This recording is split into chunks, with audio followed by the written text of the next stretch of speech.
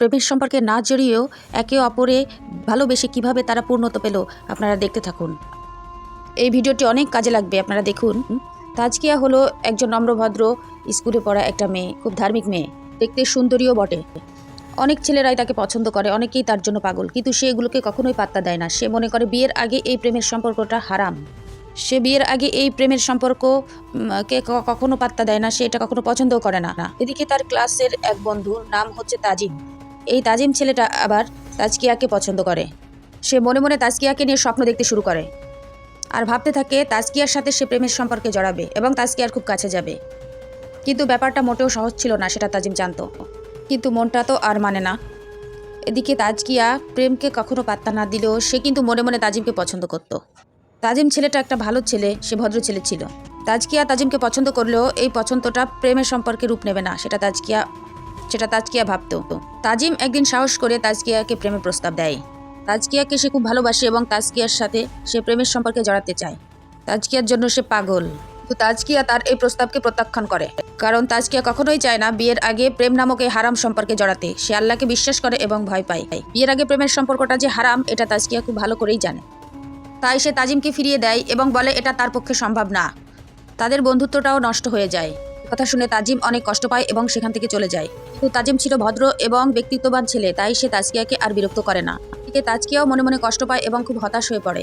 সেও তো মনে মনে তাজিমকে পছন্দ করে, মনে মনে সেও তাজিমকে ভালোবাসে, কিন্তু কি করার, এটা তো একটা হারাম সম্পর্ক। সে তো জেনে বুঝে এই বিয়ের আগে হারাম সম্পর্কে জড়াতে চায় না। তাজকিয়ার মনটাও অনেক খারাপ হয়ে যায়, কিন্তু সে কি করবে বুঝে উঠতে পারে না। তখন সে নিরুপায় হয়ে আল্লাহর কাছে প্রার্থনা করে। গভীর রাতে তাহাজ্জুদ নামাজ পড়ে আল্লাহর কাছে সে তাজিমকে চায়। মোনাজাতে অনেক কান্নাকাটিও করে। সে আল্লাহকে বলে, আল্লাহ, আমি তাজিমকে হালাল সম্পর্কের ভিত্তিতে চাই, কোনো হারাম সম্পর্কে নয়। পরবর্তীতে তাজিম পড়াশোনা শেষ করে একটি ভালো চাকরিও পেয়ে যায়। তাজিমের পরিবার তাজিমকে বিয়ে দেওয়ার জন্য বিভিন্ন মেয়ে দেখতে শুরু করে, কিন্তু তাজিমের কোনো মেয়েই পছন্দ হয় না, কারণ তাজিম চায় তাজকিয়াকে। তাজিমের মনে এখনও সেই তাজকিয়ার জায়গায় রয়ে গেছে। এটা তো হওয়ারই কথা, কারণ তাজকিয়াই তো তাহাজ্জুদ নামাজ পড়ে তাজিমকে আল্লাহর কাছ থেকে চেয়ে নিয়েছে। আল্লাহ তাজকিয়ার দোয়াটা কবুল করেছে, কারণ আল্লাহর কাছে যদি কোনো মানুষ কিছু চায় আল্লাহ অবশ্যই সেটা কবুল করে নেন। এদিকে তাজকিয়া প্রায় সময় অসুস্থ থাকে। এই অসুস্থতার জন্য তার অন্য কোথাও সম্বন্ধ আসলে সেটা ভেঙে যায়, তার আর কোথাও বিয়ে হয় না। হঠাৎ একদিন তার বিয়ের প্রস্তাব আসে।